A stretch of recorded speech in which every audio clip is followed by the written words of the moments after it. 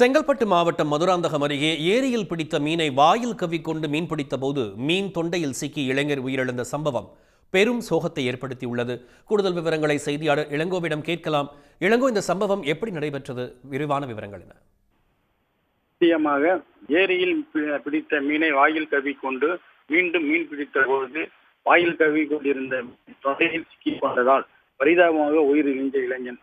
இந்த பகுதியில் பெரும் சோகத்தை ஏற்படுத்தியுள்ளது. செங்கல்பட்டு மாவட்டம் மதுராந்தகம் அருகே உள்ள அரையப்பாக்கம் பகுதியை சேர்ந்த வயது 29. இவர் பட்டதாரியம் ஆவார். இவர் கிராமத்துக்கு அருகே உள்ள கீழவளம் ஏரியில் மீன் பிடிப்பதற்காக நேற்று மாலை சென்றுள்ளார். ஏரியில் தண்ணீர் குறைவாக இருந்ததால் மீன்களை தடவி பிடித்து வந்துள்ளார். அப்பொழுது அவர் கையில் பனங்கொட்டை என்கின்ற வகையை சேர்ந்த மீன் சிக்கியுள்ளது. அதை வாயில் கவ்விக்கொண்டு மீண்டும் தடவிக்கொண்டு மீன் பிடித்துள்ளார்.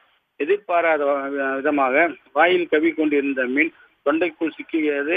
இதில் மூச்சு விட முடியாமல் தவித்த நிலையில் மணிகண்டனை மீட்டு அங்கு உள்ளவர்கள் செங்கல்பட்டு அரசு பொது மருத்துவமனைக்கு ஆம்புலன்ஸ் மூலம் அனுப்பி வைத்தனர். அவர் அங்கு சிகிச்சை பலனின்றி இன்று காலை உயிரிழந்தார். பட்டதாரி வாலிபரான இந்த இளைஞர் உயிரிழந்திருப்பது இப்பகுதியில் பெரும் சோகத்தை ஏற்படுத்தியுள்ளது.